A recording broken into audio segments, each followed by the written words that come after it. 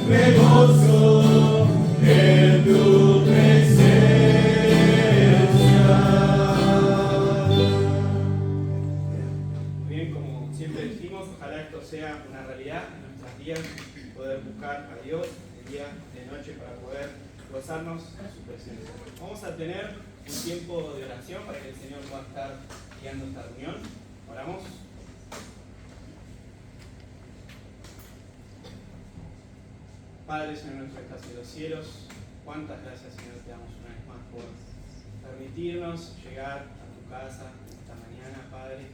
Gracias porque tú nos has salvado, Señor, te agradecemos por tu misericordia, Señor, constantemente hacia nuestras vidas, Señor.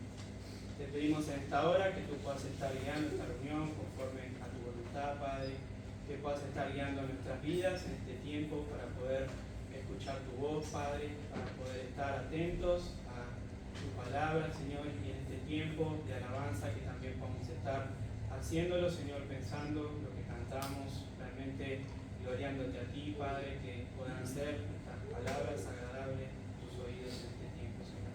Te pedimos que tú puedas estar quitando cualquier distracción en todos nuestros corazones, Padre.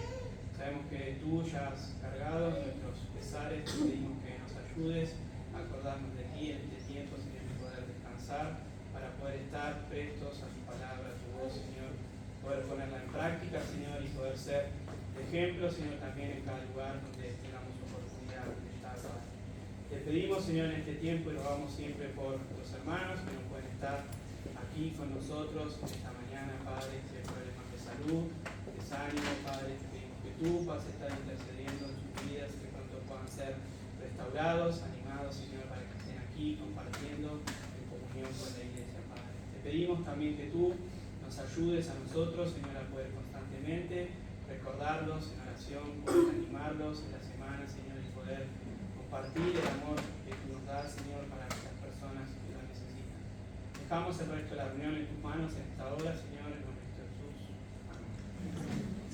Muy bien, hermanos, sigamos alabando a nuestro Dios con el número 118 de refugio. Una canción que hace bastante nos cantamos. Gracias por su ánimo. Refugio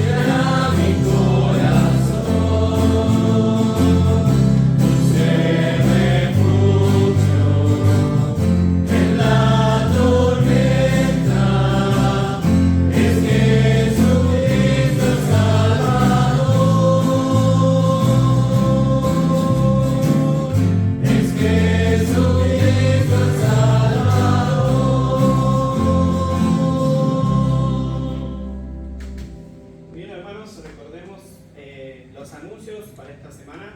Recuerden que el próximo sábado tenemos un acontecimiento especial, está la boda de Eduardo y Camila, así que estamos todos preparados, ¿no? Estamos todos muy ansiosos, así que estemos orando por esta actividad para que el Señor pueda estar guiando todas las cosas y siga bendiciendo la familia de nuestros hermanos aquí. Recuerden, el domingo, como hoy a las 10 de la mañana, tenemos culto de adoración y predicación de la palabra, así que esos son los anuncios para esta semana. Tenemos un anuncio especial más que está pasando Ezequiel.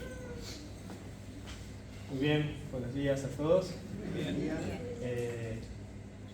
Hoy es un día especial, es un día particular, algunos quizás lo recuerdan, otros pasan desapercibidos. El pastor se hace el distraído, pero ya se enteró hoy a la mañana, no sabía, pero hoy es el día del pastor. Hoy se celebra, podemos decir, el día del pastor. Sí, se ve que quería fiesta. Pero realmente damos gracias a Dios por el pastor que tenemos, enseña la sana doctrina y es un privilegio poder escuchar buena enseñanza. Así que la iglesia le quiere hacer un reconocimiento, un regalito, así que vamos a pedirle al pastor que pase al frente. Quizás la semana pasada algunos decían, ¿por qué el pastor no le dio un regalo siendo maestro? Y que hoy era el día del pastor y se nos juntó. Bueno, también puede ser. Hoy vamos a dar dos regalos. Puede ser dos regalos, ¿no? También. Así que es un simple gracias de la iglesia. Es un beneficio doble para el pastor y para nosotros. Libros. Gracias. Fíjate el título a ver si te gusta. Muchas gracias. Él sabe lo que me acaban de dar. Un tesoro. Muchas gracias a todos. Muchas gracias a la iglesia. Muchas gracias, en verdad. Es un regalo para todos. Él se nutre, nos nutre a nosotros, así que es compartir el regalo. Damos gracias a Dios por esto y queremos orar ahora por el pastor dando gracias. Voy a pedirle a Hugo primero que ore, luego de Hugo que ore nuestro hermano Román, también por el pastor, y por último Nicolás dando cierre al agradecimiento del pastor.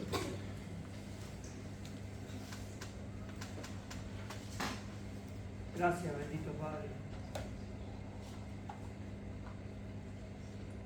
Tu palabra nadie la puede impedir. Gracias por tu siervo que nos ha dado. Esperamos que lo sigas animando, fortaleciendo, dando mucha sabiduría, Padre, para que esta congregación acá en Navajo siga nutriéndose, Padre, de tu palabra, que la necesitamos mucho. Gracias por su vida, Padre, que está dedicada a inquirir de tu palabra, de las maravillas de tu ley. Pedimos tu bendición y te lo agradecemos en el nombre del Señor Jesucristo.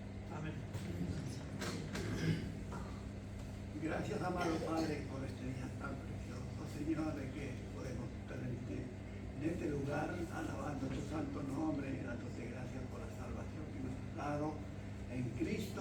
Gracias por, Señor, el privilegio que tenemos como familia de tener un pastor, Señor, que es enseñado por ti. Señor, esta decisión preciosa que él ha tomado para enseñar, Señor, desde el púlpito y como estudia, lo sabemos, que todo depende de ti. Gracias por la ayuda, todo prepara para alimentar nuestra alma. Necesitamos tanto, Señor, y ser formado en Cristo Jesús por parte de ellos. Pedimos tu bendición para él y para tu esposa, siempre como oramos siempre por ellos, Padre. Tú eres testigo. Y todas estas cosas, fortalécelo a lo interior, su espíritu, que pueda seguir siendo renovado cada día, Padre. Gracias por todo en nombre de Jesús. Amén. Padre Celestial, te agradecemos por haber concedido a nuestro pastor de tu gracia para prepararse, para entender tu palabra, para interpretarla, para exponerla. Te agradecemos, Señor, por cómo lo guardas y pedimos que lo sigas guardando, que guarde sus pensamientos, que guarde su corazón y que mantenga el fervor que siempre mire al pastor de los pastores, el Rey de Reyes, nuestro Señor y amoroso Jesucristo. Que pueda, Señor, contemplar su cruz y ser fortalecido, nutrido y ser bendecido y gozoso por la salvación tan grande que le has concedido. Te agradecemos en el nombre de Cristo. Amén. Muchas gracias. Muchas gracias. Gracias. Obviamente nadie lo saludó antes porque era toda una sorpresa para que no se entere. Feliz día, Gustavo. Vamos a seguir alabando a nuestro Dios, usándonos en él el tiempo con el número 16 de los Salmos, el cancionero de los Salmos.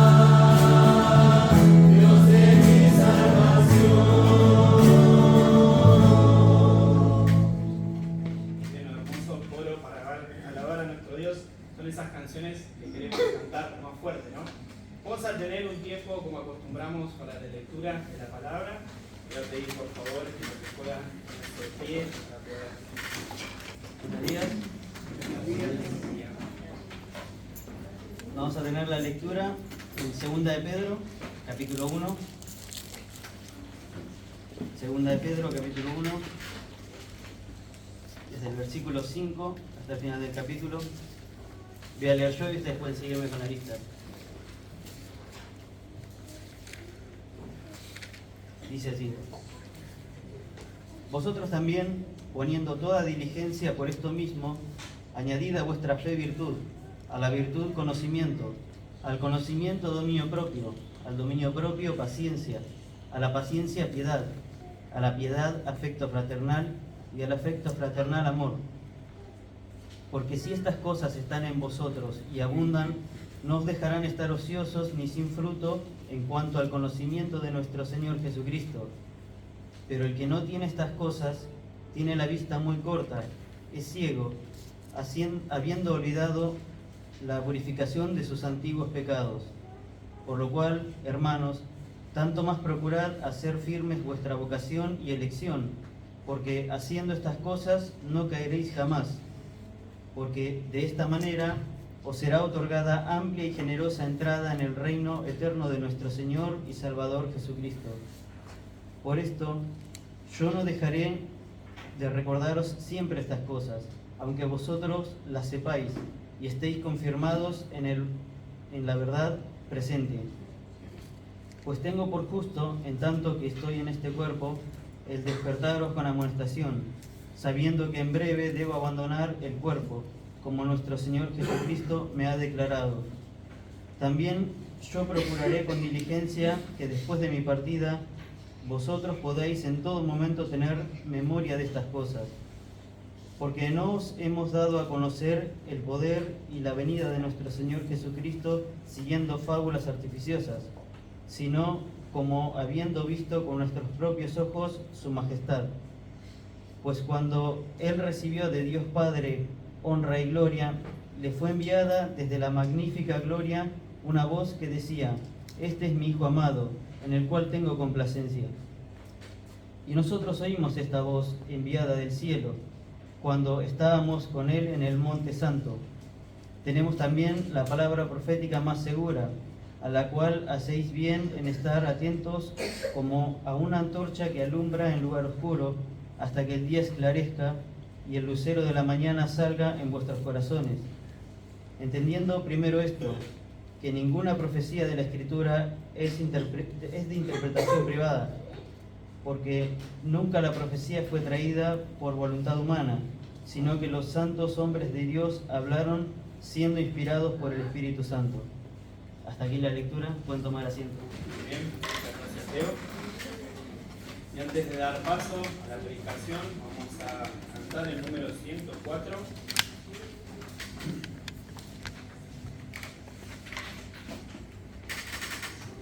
104.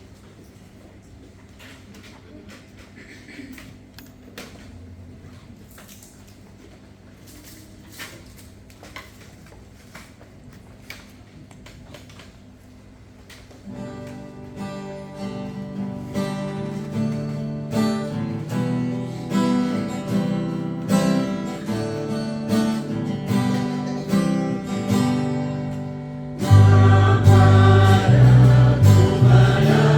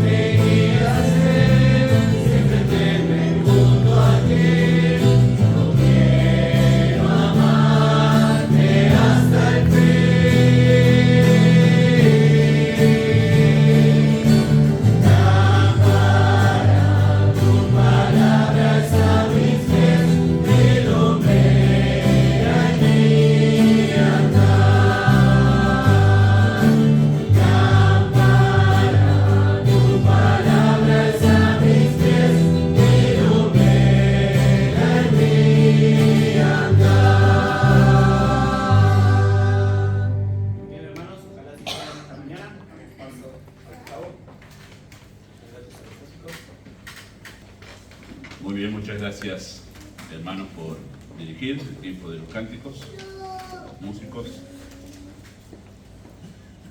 Muchas gracias, una muy linda sorpresa. Y mi esposa supo cómo guardarla, me dice, yo sabía, pero no te dije nada. Y es un libro que yo estaba buscando, uno de esos libros. El otro sí me ha sorprendido también, sé que es muy bueno. Así que muchísimas gracias. Simplemente como anécdota, cuando estudiaba en el Instituto Bíblico me fui haciendo mi biblioteca y después que terminé, en algunos años, me mudé, fui a vivir afuera por algún tiempo, por 3 años, y me llevé todo. Y fue un tiempo y muy particular para mí porque fue disciplina del Señor. Yo era muy jovencito y como le pasó a Noemí en el libro de Ruth, que se fue llena y volvió vacía, así me pasó a mí, y así que perdí toda mi biblioteca. Quedó en otro país. Así que cuando volví empecé a armar mi biblioteca de nuevo, pero al poquito tiempo que volví me casé. Y vieron, cuando uno se casa ya no se puede comprar muchos libros, le aviso a los chicos. Así que estoy armando mi biblioteca nuevamente y agradezco, amo los libros, amo la Biblia, amo los libros. Así que muchísimas gracias. En cuanto al sábado, quiero mencionar antes de pasar al estudio de esta mañana que la actividad comienza a las 12, la invitación es a las 12. Ya tuve mi primera boda como pastor, así que ya tengo la práctica como para decir que si usted llega un poquito tarde se va a perder la parte especial que es la ceremonia, porque mi primer casamiento duró 15 minutos, mi ceremonia de casamiento, de la que yo oficié hace una semana atrás. Así que me dijeron que estaba ok, que 15 minutos estaba bien porque fue lo justo, lo que se tenía que hacer en la ceremonia, y gustó.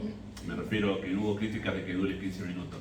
Y si usted se atrasa 15 minutos, se perdió la parte más importante de la boda, y que les invitamos a estar el sábado, a toda la iglesia invitada a participar sábado, mediodía, y va a durar la actividad seguramente después de la ceremonia, con un tiempo de ágape juntos como iglesia, hasta las 3 de la tarde más o menos. ¿Sí? Más o menos ahí va a durar la actividad que tenemos programada.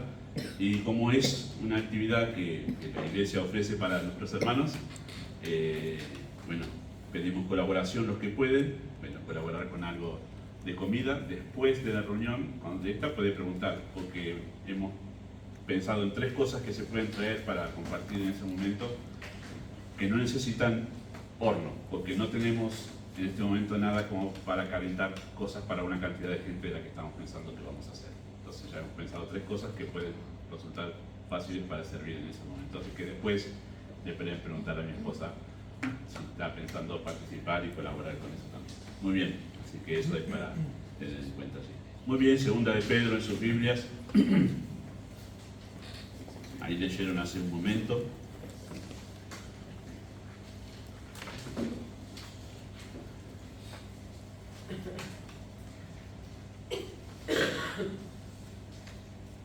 Y vamos a leer los textos para esta mañana. Ya terminamos el capítulo 1 con la ayuda del Señor en esta mañana, y Dios mediante el domingo que viene empezamos con el capítulo 2.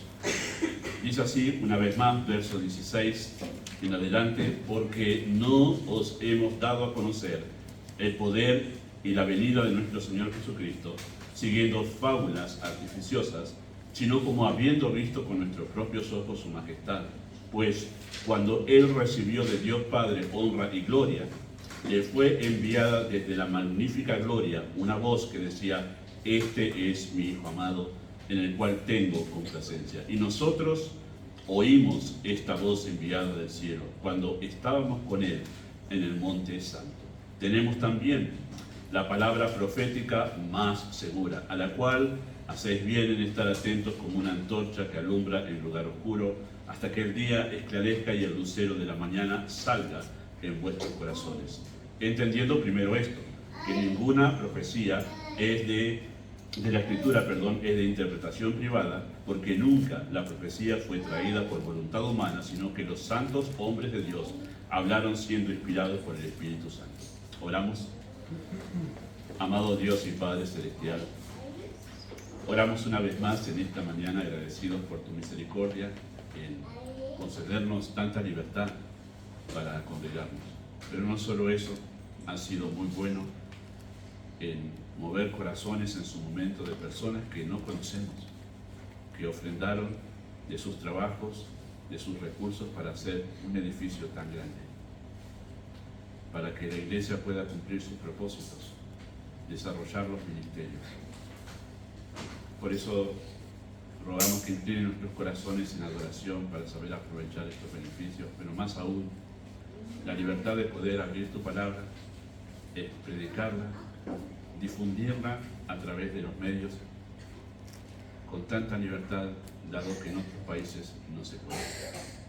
Así que damos gracias por esta bendición, pero por sobre todo aquieta ahora nuestros corazones y sabemos que tu Espíritu es poderoso para hacer entender un pasaje tan lleno de verdades como el que tenemos hoy aquí.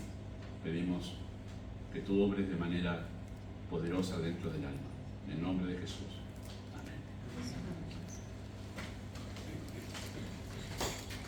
La palabra texto, que utilizamos tanto cuando estamos enseñando, no solo aquí, sino que se utiliza en cualquier lugar académico, se utiliza la palabra texto. Esa palabra viene de su raíz de una palabra que la conocemos todos, que es tejer. De ahí viene la palabra texto, de tejer, lo que hacen las mujeres mayormente. Hay hombres también que tejen, pero mayormente las mujeres tejen, ¿no? Es un lindo arte el tejido, una gran habilidad. Mi hermana y mi mamá saben hacerlo eso y yo solía verlas en casa cuando lo hacían y con 2 hilos ahí después uno veía, wow, una maravilla salía, ¿no? Saber cómo cruzar los hilos, ¿no? Y se usa esa palabra tejer, y de ahí viene la palabra texto, porque esa es la manera en que se arma un escrito. Así se arma un escrito. Si a alguien le interesa la escritura o ser escritor o algo así, debe saber que se arma de esa manera, tejiendo las palabras, ¿no? Más bien tejiendo ideas sería la expresión más correcta, ¿no? Tejiendo por medio de conectores gramaticales ideas relacionadas entre sí. Los conectores gramaticales, que son los que a veces les pasamos así rapidito en los textos, son los más importantes, porque son los puntos de unión entre las ideas que hay dentro de un texto. Y cuando nosotros empezamos a estudiar para aprender cómo interpretar la Biblia, y también para cómo predicar y cómo tener oratoria en un público, en un lugar donde hay público, se nos hace entender la importancia de esos conectores, de esos puntos de unión en la gramática, ¿no? Y digo esto yo como introducción en esta mañana, además de porque no soy muy maravilloso armando introducciones, es porque cuando llegamos al verso 16, ¿sí? Sabemos nosotros, por lo que leímos recién esa porción, 16 hasta el 21, sabemos que hay una unidad de pensamiento. ¿Qué quiere decir una unidad de pensamiento? Que todos esos versículos, 16 al 21, hablan de un tema. Los acabamos de leer y así nomás de primera leída nos damos cuenta que habla de un solo tema, ¿no? Eso es una unidad de pensamiento. Y yo he cometido este error también, es muy común. Cuando leemos Pedro, este primer capítulo, vamos leyendo versículo 1, vamos viendo el desarrollo del tema y llegamos al versículo 16 y dijimos, acá cambió de tema. Acá se fue para otro lado, ponemos punto aparte y acá Pedro ya está hablando de otra cosa. Pareciera ser eso. Pero nosotros tendríamos que sacar la primera palabra del versículo 16 para decir que Pedro empezó a hablar de otro tema, nada que ver con lo anterior. Eso nos ata a nosotros al mismo tema que viene hablando. Sabemos que hay una unidad de pensamiento diferente, pero esa unidad de pensamiento diferente está conectado a lo anterior, lo que venimos hablando en la carta, por ese conector gramatical, porque. Es muy importante. Noten el verso 16 ahí en su Biblia, ¿sí?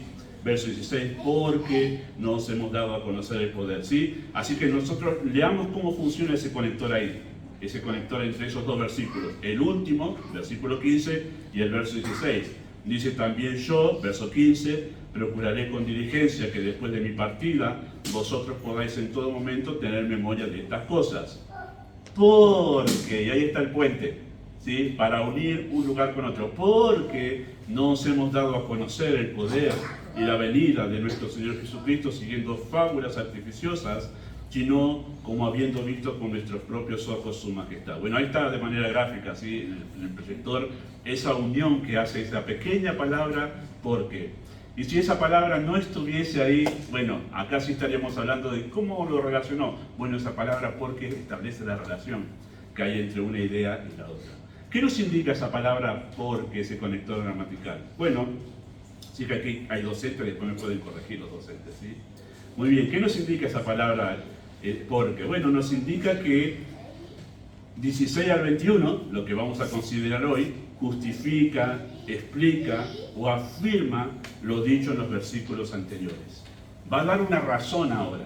Esa palabra porque ahora voy a darles una razón para explicar, justificar o incluso apoyar o reforzar la idea de lo que acabo de decir hace un momento. O sea que esto se añade a lo dicho anteriormente para poder reforzar de alguna manera la idea o para poder responder una pregunta. Cada vez que aparece ese conector en una escritura, hay una pregunta tácita allí. ¿Qué quiere decir una pregunta tácita? Una pregunta que no está, pero que el escritor está imaginando que alguien podría hacer esa pregunta. Leamos una vez más el verso 15. También yo procuraré con diligencia que después de mi partida vosotros podáis tener memoria, en todo momento, tener memoria de estas cosas. Y entonces el escritor está imaginando, seguramente acá en esta iglesia alguien va a parar y me va a preguntar, ¿pero por qué, Pedro? ¿Por qué tanta devoción por estas cosas? ¿Por qué, Pedro, tenemos que poner tanto esfuerzo en añadir a nuestra fe? Esa es la pregunta tácita que está ahí y que Pedro ahora responde en 16 al 21. Esa es la pregunta que se está respondiendo, que no está, pero el escritor está imaginando, alguien va a preguntar esto en su mente. Entonces, ¿por qué, Pedro, hay que añadir tanto esfuerzo? Porque cuando les dimos a conocer la venida y el poder de nuestro Señor Jesucristo, y ahí sigue todo el argumento. Está respondiendo una pregunta que un supuesto oyente está haciendo allí, acerca de que por qué Pedro ve todo esto como algo tan importante. Y acá está la respuesta de por qué todo esto es tan importante. Eso es lo que hace la palabra y el conector porque. Hay una relación entre ambas partes, entre lo que acaba de decir, lo que estuvimos estudiando hace un momento, versículo 1 hasta el versículo 15, y esto que ahora Pedro comienza a decir. Y entendemos que todavía sigue hablando de estas cosas. ¿Cuáles son esas cosas? Versículos 5 al 7. Todavía Pedro sigue hablando, poniendo toda diligencia para añadir a vuestra fe virtud, conocimiento, dominio propio, paciencia, afecto fraternal y amor. Si todavía sigue hablando de eso, él no se ha desconectado. Quizás nosotros leyendo así tantas palabras, tantas ideas que no son tan comunes, decimos, bueno, se fue para otro lado. No, él sigue hablando de añadir a nuestra fe todas estas cosas para que podamos crecer y madurar. Todavía él sigue pensando en que lo más importante en esta carta es que ustedes crezcan, dice Pedro, en la fe, que ustedes maduren como creyentes. No hay otro pensamiento superior a este en esta carta.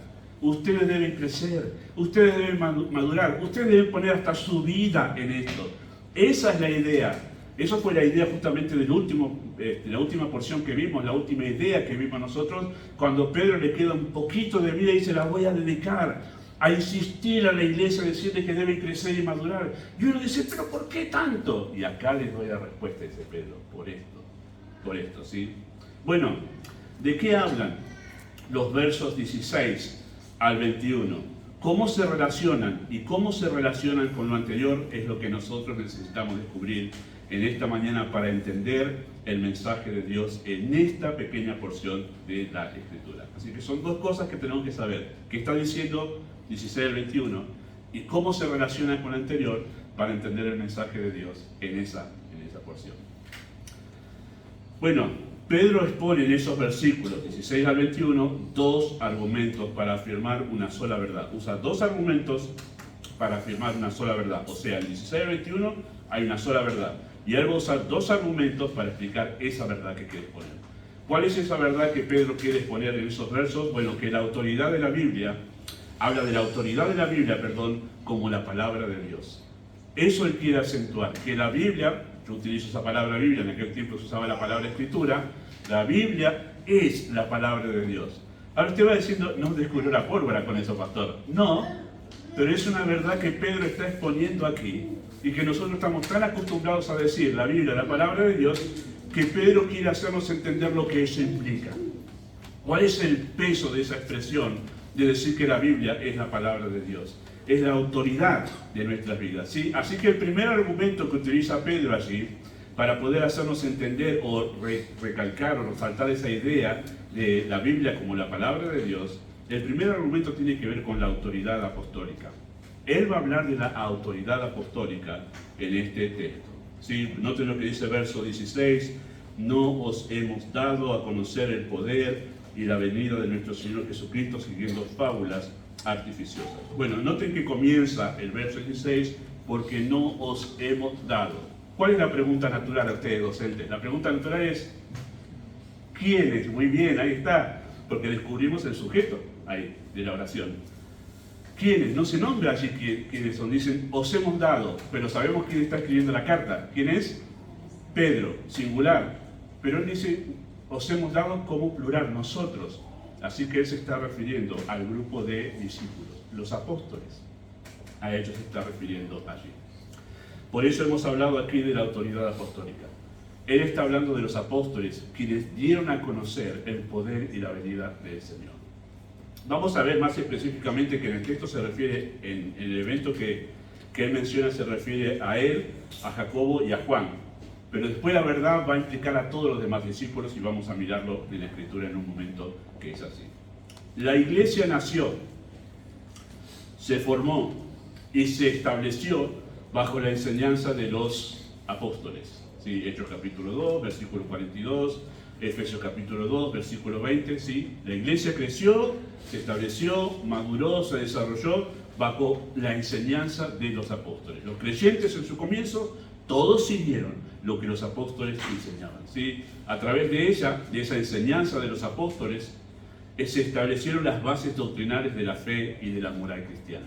O sea, ¿qué utilizaban los creyentes en el comienzo de la iglesia, Hechos capítulo 2, y todo ese tiempo de la primera era cristiana, de los primeros 30 años, aquí ya han pasado como 35 años, cuando Pedro escribe esta carta? ¿Qué utilizaban ellos para definir cómo vivir su vida cristiana? ¿Qué creer en cuanto a Dios? ¿Qué creer en cuanto a Cristo, en cuanto al Espíritu de Dios?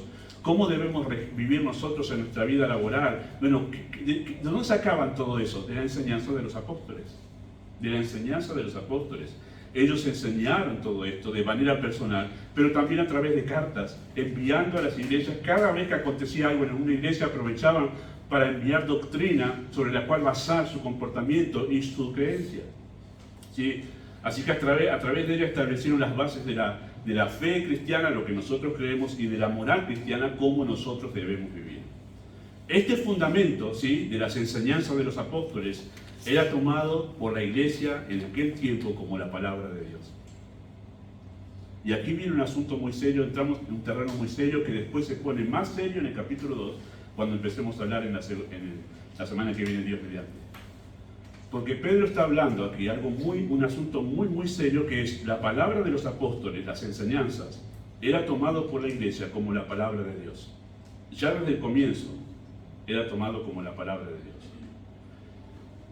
Y solamente ellos, hoy yo me paro acá y no cualquier cosa que yo digo tiene que ser tomado como la palabra de Dios.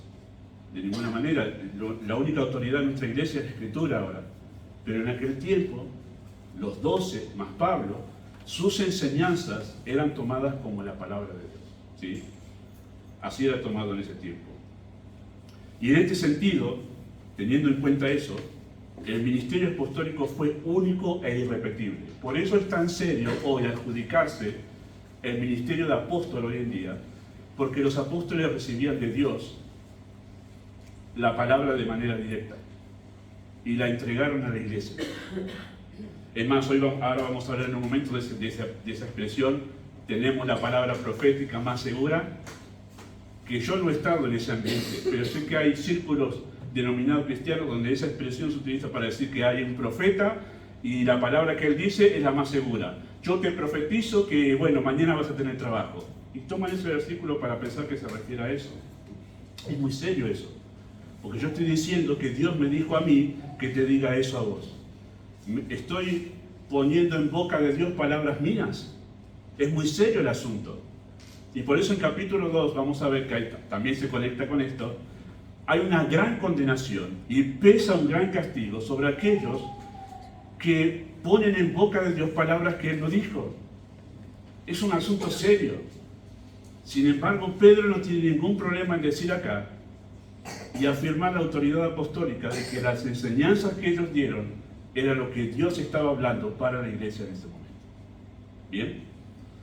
Así que en este sentido, su ministerio fue único e irrepetible. Pero, en el tiempo en que Pedro está escribiendo esta carta, ¿recuerdan 2 años más tarde que la primera? 64, esto debe ser 66 de la era cristiana. Para este tiempo, Pedro escribe esta carta, había falsos maestros que rechazaban las enseñanzas apostólicas y objetaban su autoridad. De eso habla en capítulo 3. En el capítulo 3 de esta carta habla de esos burladores que están objetando la enseñanza de los apóstoles, que dice Cristo va a venir. Cristo va a venir en gloria. Y va a venir, sus santos con él van a venir en gloria. Es lo que estaban enseñando. Hablamos de eso en capítulo 1 de la primera carta. Hablamos de eso también un poquito en este espacio aquí del versículo 1 al 15, porque lo menciona brevemente, pero la esperanza bienaventurada de la resurrección y del encuentro con el Señor era una de las enseñanzas más difundidas en la iglesia cristiana en aquel tiempo, en el comienzo de la iglesia. Y entonces surgieron burladores que dijeron, no, eso de la venida del Señor es puro cuento, eso es puro cuento. No le crean a estos, los apóstoles, los que se llaman apóstoles. Entonces estaban desacreditando la enseñanza de los apóstoles y trayendo confusión a los creyentes en ese tiempo en la iglesia. ¿Sí? Se levantaron falsos maestros, comienza el capítulo 2 hablando de eso, y justamente tratando de rechazar las enseñanzas apostólicas. Ante eso, Pedro afirma la autoridad apostólica, apelando al hecho de que ellos fueron testigos oculares. Y ahí está el punto clave del primer argumento de Pedro. Ellos fueron testigos oculares. Noten verso 16.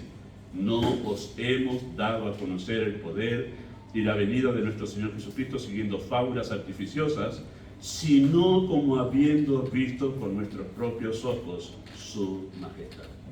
Ellos fueron testigos oculares, ¿sí?, de la gloria y de la majestad de Cristo, cuando se transfiguró en el Monte Santo. Ese momento a que Pedro se refiere ahí está relatado en 3 evangelios y es el momento cuando Cristo lleva a 3 de sus discípulos, pero Pedro, Jacobo y Juan, los lleva al monte y se transfigura. ¿Qué quiere decir que se transfigura?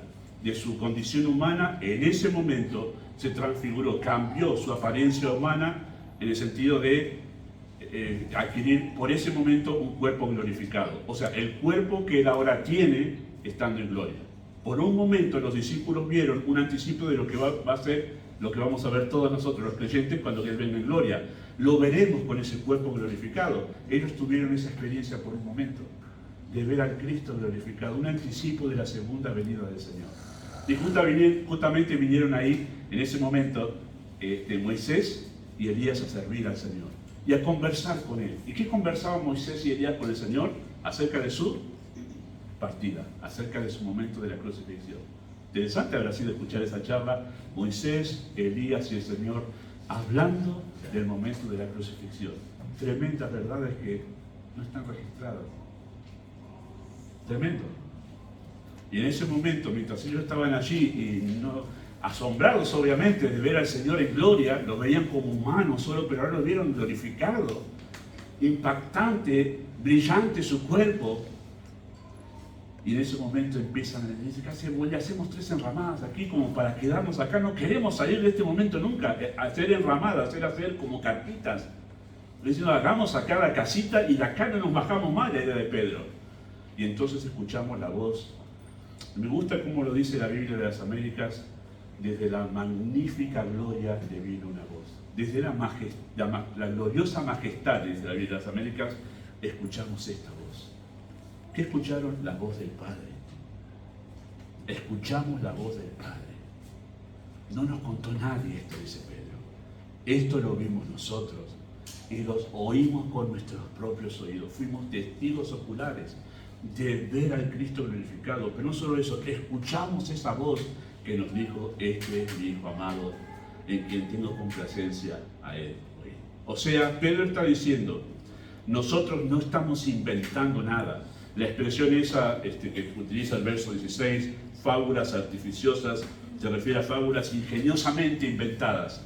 Había falsos maestros que estaban diciendo, no, esto es todo cuento, mirá qué armado que está, tan intrincado todo lo que están diciendo acerca, no, esto es puro cuento, hay más fácil creer otra cosa que en esto, eso es lo que estaban diciendo. Y Pedro dice, no, nosotros fuimos testigos, no nos contó nadie todo esto que estamos diciendo. Ellos fueron los testigos, y ese hecho es muy importante. ¿Qué tan importante es el hecho de que Pedro, o Juan, Jacobo hayan sido testigos de esa transformación? Pero no solamente de eso, sino de haber estado con el Señor y haber escuchado al Señor. Bueno, es tan importante que ese es uno de los requisitos para ser contado como apóstol. No vamos a leer el pasaje, pero usted lo puede leer en Hechos capítulo 1, versículos 20 y 21. Cuando tuvieron que elegir el reemplazante de Judas, quien se había suicidado, uno de los requisitos para elegir a alguien como apóstol es que tenía que haber estado con el Señor. Por eso muchos de los que hoy se atribuyen apostolado no pueden, porque no han estado con el Señor, a menos que el Señor se les haya aparecido ahora resucitado a ellos. Pero era un requisito, y Pedro lo dice ahí, tiene que haber estado con el Señor, tiene que haberlo visto resucitado. Entonces escogieron, había solo 2 candidatos, y entre los 500 había solo 2 que llenaban entre esas otras características. O sea que el hecho de haber sido testigo era requisito para poder tener el apostolado, ¿sí? Para poder afirmar la autoridad divina de sus enseñanzas, tenían que haber sido testigos.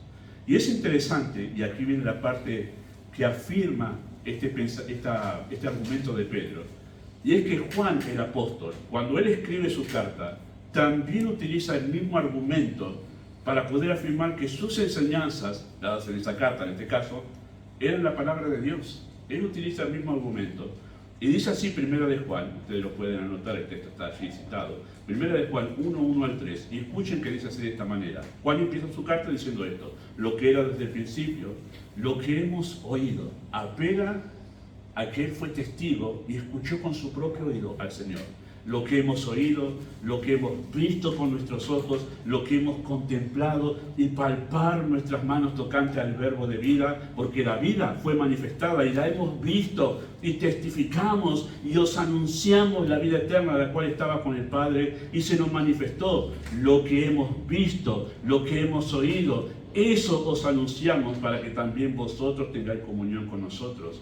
Y nuestra comunión verdaderamente es con el Padre y con el Hijo. ¿Qué hace Juan para afirmar que su enseñanza tiene autoridad divina?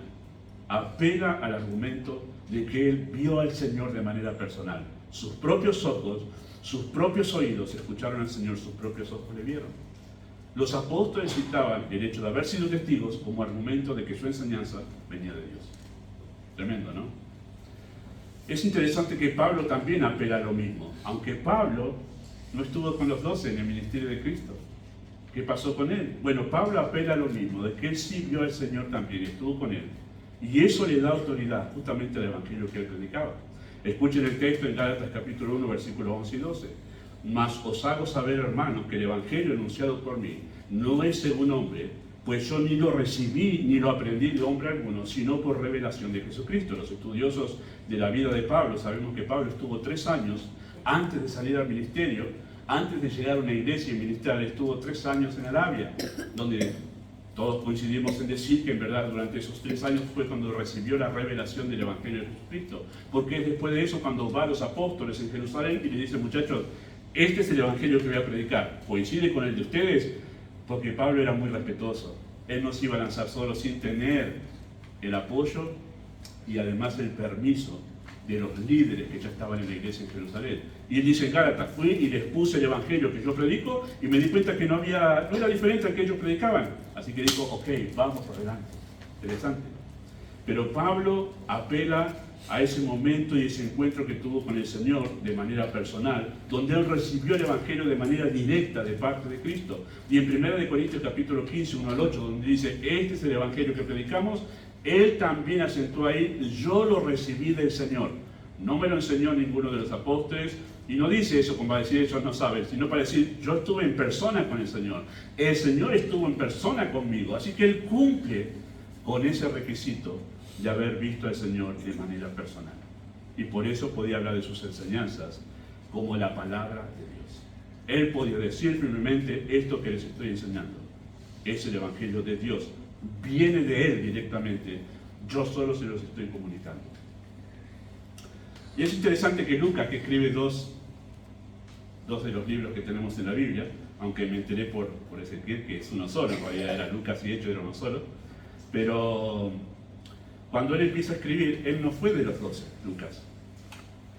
¿Cómo podemos tomar sus enseñanzas como la palabra de Dios?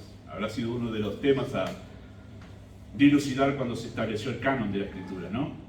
Pero él dice así en Lucas capítulo 1, versículo 1 al 4, puesto que ya muchos han tratado de poner en orden la historia de las cosas que entre nosotros han sido ciertísimas, tal como nos lo enseñaron los que desde el principio lo vieron con sus ojos y fueron ministros de la palabra, me ha parecido también a mí, después de haber investigado con diligencia todas las cosas desde su origen, escribírtelas por orden. No agarró Lucas, hoy estoy inspirado, vamos a escribir el Evangelio. No, el tipo hizo un estudio.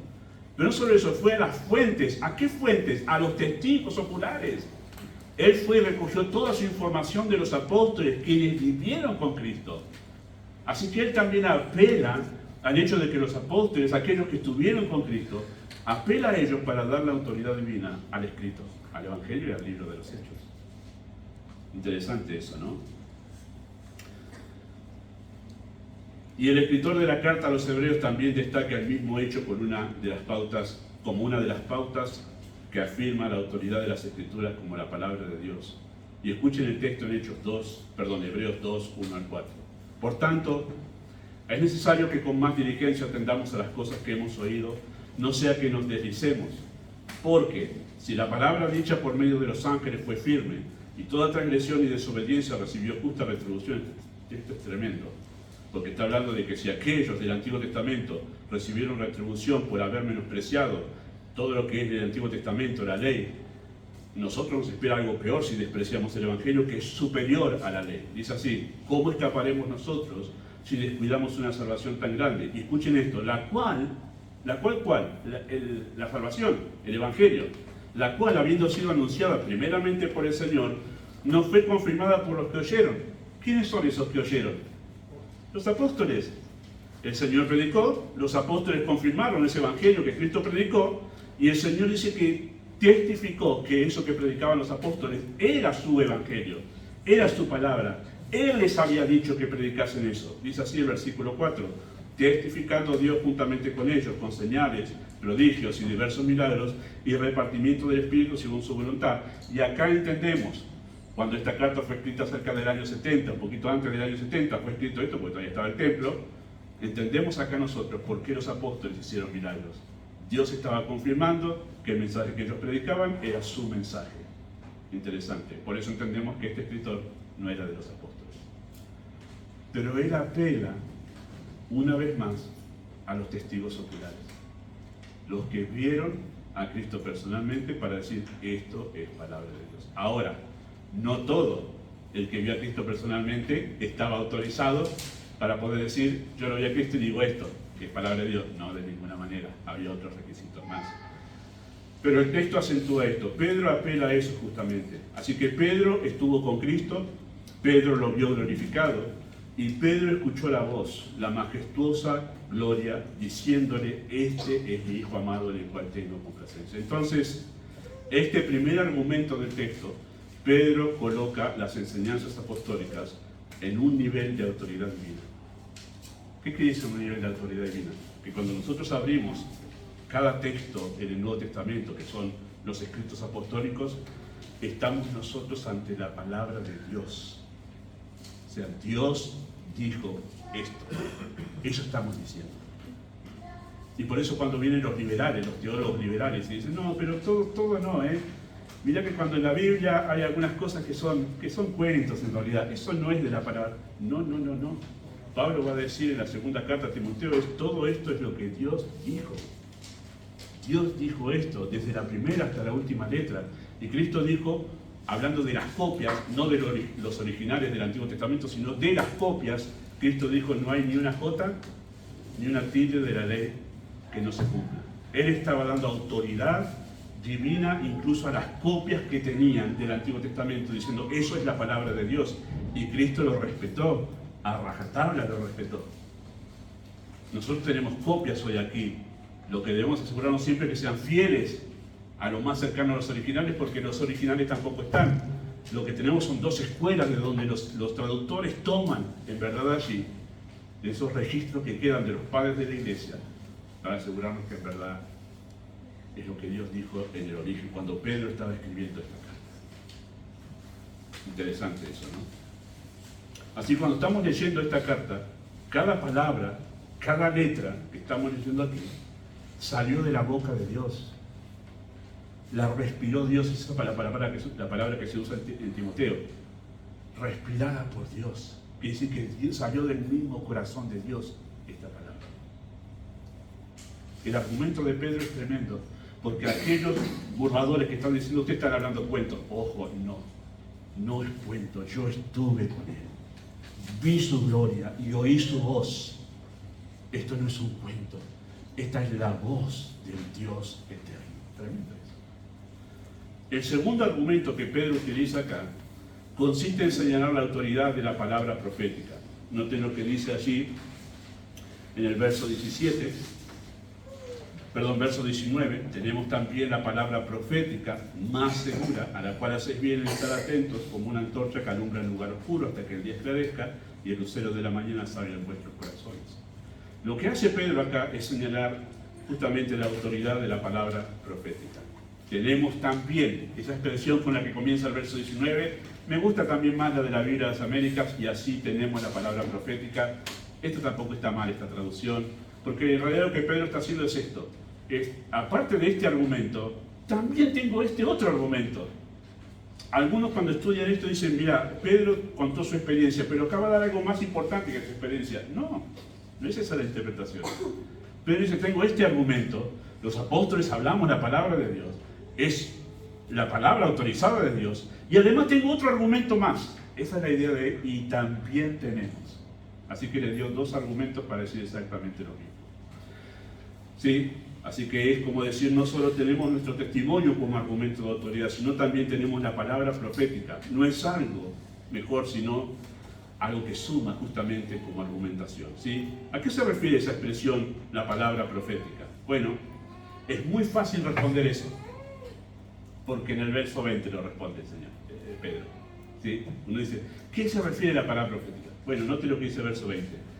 Entendiendo primero esto, que ninguna profecía de la Escritura es de interpretación privada. ¿A qué palabra profética se refiere? A la que está en la Escritura. A la que está en la Escritura y a ninguna otra. ¿Sí? Ahora, lo que nosotros tenemos que saber muy bien, creo que usted ya lo sabe, lo hemos visto varias veces a eso, es que cuando aparece esa palabra Escritura con mayúscula inicial, ¿sí? Es un nombre propio. ¿Qué quiere decir que es un nombre propio? Que se refiere a algo muy específico, ¿sí? Algo muy puntual.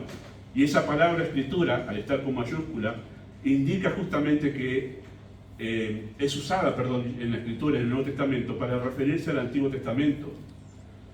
Y no muy tarde, al inicio de la Iglesia, también se empezó a utilizar esa palabra Escritura para referirse a los escritos apostólicos, lo vamos a notar en un momento seguro. En esta carta se habla de eso también. Pero esa palabra Escritura es usada en la Biblia, para hablar del Antiguo Testamento.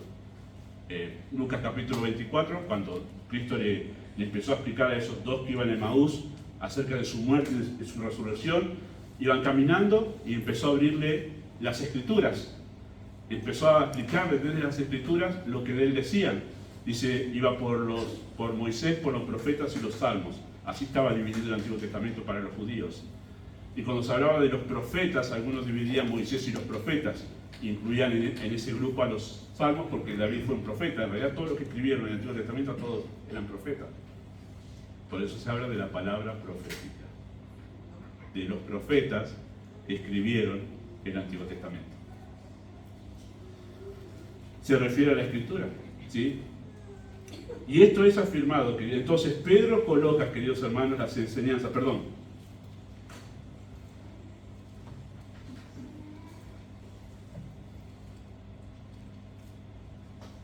Así que Pedro utiliza, esta expresión para referirse al Antiguo Testamento, y eso aprovecha a señalar dos cosas de eso, ¿no? De la palabra profética que se refiere al Antiguo Testamento. Perdón, perdí mis notas por un momento.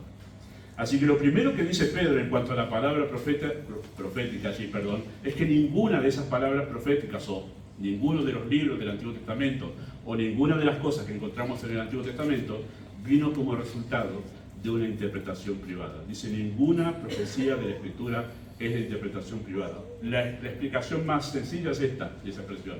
Ninguna profecía vino como resultado de la ocurrencia personal de algún iluminado. Esa es la idea de esa expresión.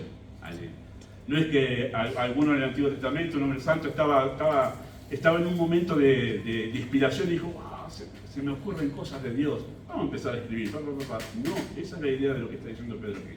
No vino así, no sucedió así. No es que en un momento de mucha espiritualidad Moisés agarró y dijo, escribamos Pentateuco, vamos, 5 libros le mandamos. No, no fue así. No era que en un momento se les ocurría y tenían pensamientos que fueron juntando, y no era así. No sucedió de esa manera. No vino por voluntad humana. ¿Sí? Eso es lo primero que dice. No es la ocurrencia de ningún iluminado. Segundo, lo que dice, es verdad, que la Escritura vino por inspiración del Espíritu de Dios. Los santos hombres de Dios hablaron siendo inspirados. Y ahí pasamos a un terreno que es acá donde este texto deriva un montón de enseñanzas, porque es la tentación. Pero no nos vamos a ir muy lejos de aquí.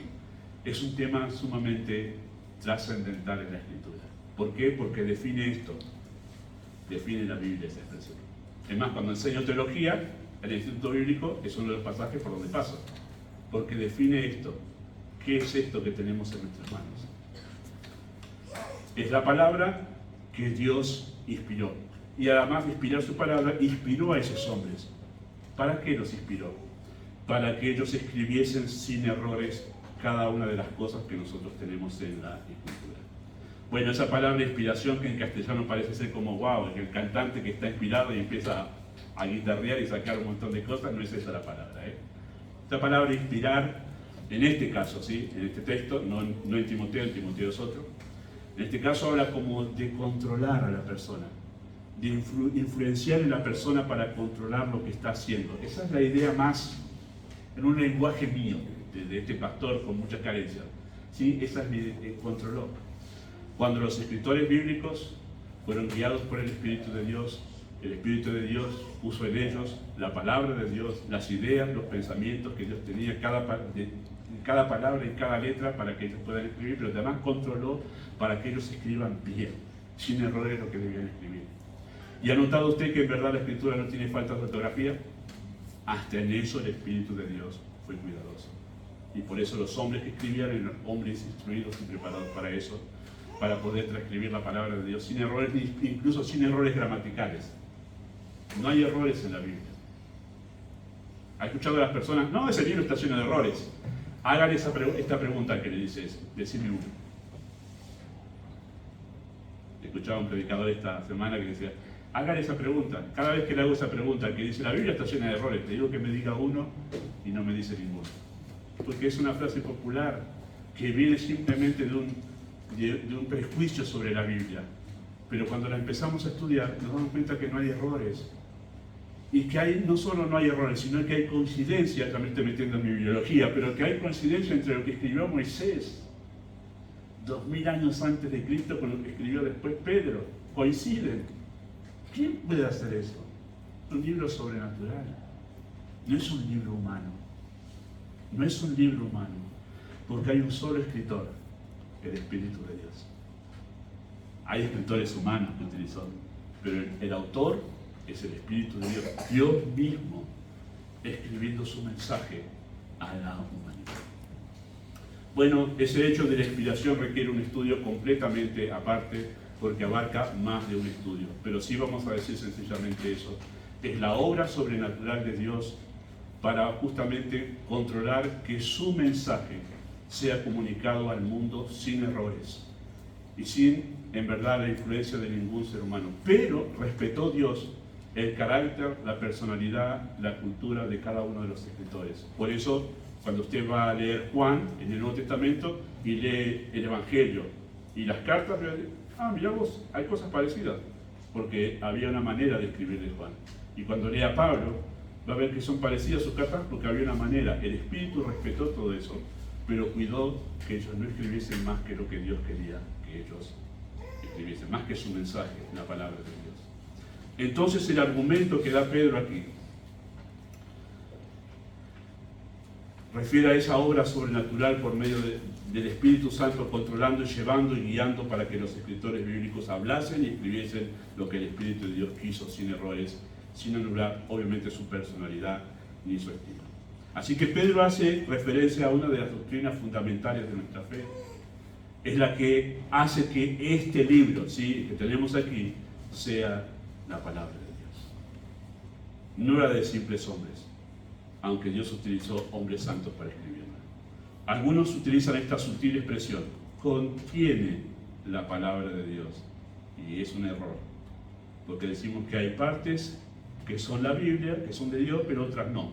Cuando decimos contiene, no contiene, es en su totalidad la palabra de Dios. Los teólogos liberales han decidido decir que los milagros, los eventos sobrenaturales como la apertura del Mar Rojo, el diluvio universal, la creación, los teólogos liberales del siglo pasado han decidido decir, no, eso es cuento. La otra parte que es enseñanza moral, espiritual, eso sí es de Dios.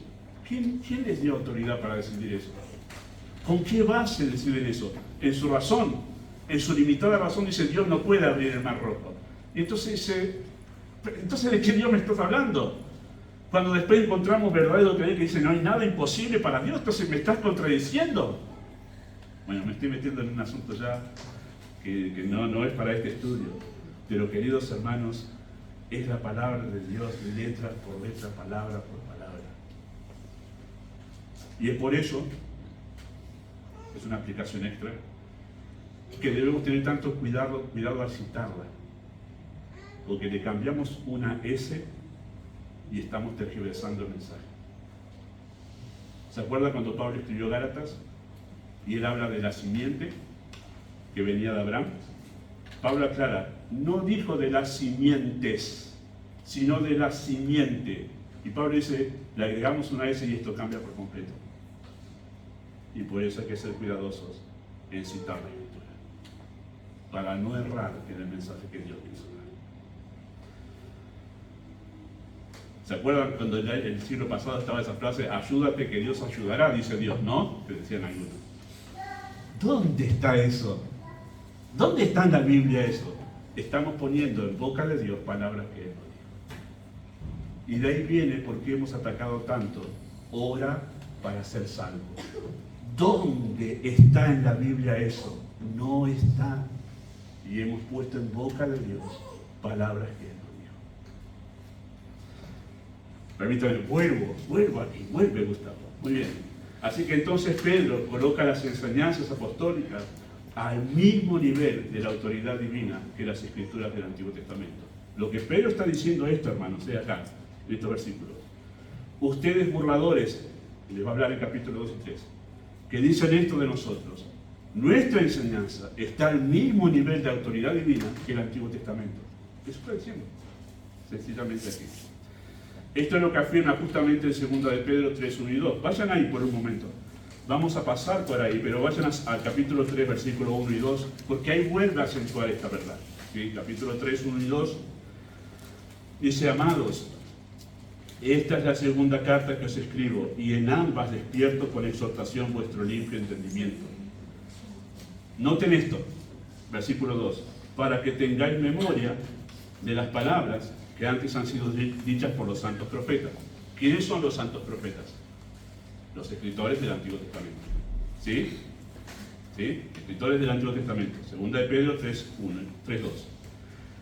Y, que es, sumamos esto, ¿sí? Y del mandamiento del Señor y Salvador, dado por vuestros apóstoles. Cuando lleguemos ahí vamos a acentuar que se refiere a un mandamiento en particular, porque no habla de los mandamientos, sino de un mandamiento. ¿Cuál es ese mandamiento? Bueno, lo dejamos para cuando llegue allí. Pero una cosa está clara en ese texto. Pedro dice, los escritos de los profetas, ustedes tengan eso presente, y pone al mismo nivel las palabras de los apóstoles que el Señor les había dado a ellos. Al mismo nivel de autoridad divina. ¿Sí? Interesante. ¿Cómo se relaciona entonces? Y aquí llegamos a la conclusión de cómo se relaciona estos dos argumentos que Pedro dijo con lo que dijo anteriormente, versículo 1 hasta el 15. Bueno, queridos hermanos, Pedro busca un cambio de actitud ante la enseñanza que acaba de dar, ¿sí? Acerca de poner toda diligencia para añadir a la fe todas esas virtudes. Él está buscando un cambio de actitud ante esto. Pedro busca que los creyentes vean el poner toda diligencia por crecer en la fe como la verdadera manifestación de la vida en Cristo, ¿sí? Esto es la vida cristiana. De esto se trata la vida cristiana. Y no hay otra. Y no hay otra. Ese es el acento de esto. Usted va a decir, ¿cómo llega a eso, pastor? Bueno, cuando pasemos al capítulo 2, vamos a ver que vienen burladores, falsos maestros que van a proponer otro tipo de cristianismo, diferente a 5 a 7. Y Pedro dice, no se confundan, no, ese no es el cristianismo que Cristo quiso. Este es, y le pone peso de la autoridad divina a todo lo que acaba de decir. Pedro busca que ellos tomen este asunto con el peso de importancia que impone el hecho de ser la palabra de Dios. Usted se imagina, haga un ejercicio cortito nomás de reflexión en la mente conmigo. ¿Qué pasaría si usted esta noche, no lo quiero asustar, pero esta noche, directamente usted está acostado en su cama, no se ha dormido todavía, pero de repente en la oscuridad de su cuarto escucha la voz literal de Dios, diciéndole, poné toda diligencia en añadir a tu fe virtud, conocimiento, dominio propio, paciencia, afecto fraternal y amor. ¿Qué haría usted si escucha directamente esa voz esta noche en su cuarto? Agarra, se da vuelta con las frases, mañana hablamos. Si usted escuchase la voz de Dios directamente diciéndole esto, ¿qué haría usted? Se levanta y dice, bueno, ¿cómo hago? ¿Cómo hago? ¿Sí? ¿Cómo no? ¿No haría eso? ¿No le haría temblar la voz de Dios a usted? La charla con Dios directamente con usted, ¿no le haría temblar y adquirir una nueva perspectiva de estas palabras 5 al 7? Bueno, como alguien ha dicho, si usted quiere escuchar la voz de Dios hablándole, abra la Biblia y léala en voz alta, porque esta es la palabra de Dios. Y lo que le podría decir esta noche hablando de forma directa, ya se lo dejó acá escrito hace 2000 años. El problema es que nosotros no creemos que esto sea la palabra de Dios, que lo haya dicho Dios, por la manera en que lo tomamos, por la manera en que reaccionamos hasta esto, y porque nosotros decidimos postergarlo. Son palabras nomás. No, lo dijo Dios, y lo dijo con un sentido de urgencia. Esa es la idea del argumento de Pedro. La palabra porque nos lleva a esa conclusión. Esa bendita palabra porque nos lleva a esta conclusión. Si no, podríamos disparar para cualquier otro tema teológico, pero nos lleva ahí. Así que Pedro acaba de exponer la misma verdad que Pablo expuso en 2 de Timoteo 3, 16 y 17. ¿Se acuerdan de ese texto? Dice así, toda la escritura es inspirada por Dios y es útil para enseñar, para redarguir, para corregir, para instruir en justicia, a fin de que el hombre de Dios sea perfecto, enteramente preparado para toda buena obra. Lo mismo que dijo Pedro, con palabras diferentes. Pablo afirmó la autoridad de la Escritura, es inspirada por Dios, y afirmó la suficiencia de la Escritura. Es útil, no precisamos más nada para crecer en la fe. Precisamos la Escritura, es útil para que el hombre de Dios sea completo, no precisa más nada. La suficiencia de la Escritura y la autoridad de la Escritura, dos doctrinas que han quedado desterradas de la Iglesia de Cristo del siglo pasado, y este siglo la estamos recuperando gracias a Dios. No precisamos otra cosa. En el siglo pasado se cerró la Biblia y empezaron a abrirse en los púlpitos libros de psicología, libros de mercadotecnia, libros de un montón de otras cosas para ver cómo cambiamos la iglesia. Y ellos dicen, no, acá está, esto es suficiente. La Escritura, no precisas nada más para la vida que yo te doy en Cristo. Y no hace falta otra vida. Eso no es. Así que habla de dos cosas, la autoridad y la suficiencia de la Escritura. Así que Pedro habló de autoridad inspirada por Dios y habló de la suficiencia, la única antorcha que alumbra el lugar oscuro. Eso es suficiencia de la Escritura. La única luz que tenemos nosotros para guiar nuestras vidas. A eso se refiere con la antorcha que alumbra el lugar oscuro. Así que sabiendo que Dios te ordena, no este pastor, sino Dios te ordena, querido hermano, poner toda diligencia por crecer en la fe, ¿asumirás el desafío? Ahora que ya sabes que no es una ocurrencia de este pastor, sino que es Dios que te está hablando, ¿asumirás el desafío de poner toda diligencia para crecer en tu fe? Así que crecer en la fe finalmente es un asunto de confianza en la palabra de Dios. Tremendo, ¿no? Muy bien. Señor, añada bendición a todo esto que con mis deficiencias he tratado de comunicar, pero Señor, abre más allá de esto, ¿sí? Amado Dios, cuán profunda es tu palabra, cuánto has puesto en tan poco espacio. Cuán infinita es la sabiduría del Espíritu para escribir con tanta belleza, con tanta arte, que llevamos años escudriñando qué quiso decir allí. Y hoy, Padre, en un pasaje tan complejo y que nos lleva a abrir el telón del cielo y tener que pasar al lado de tu trono para mirar este pasaje de una manera diferente, rogamos que el Espíritu obre como suele hacerlo de manera poderosa para abrir el entendimiento, porque es la única manera de poder comprender esto. Le pedimos tu bendición en nombre de Jesús. Amén. Hermanos, gracias al Señor una vez más por su palabra. Vamos a finalizar la reunión en esta mañana, dando el número 67.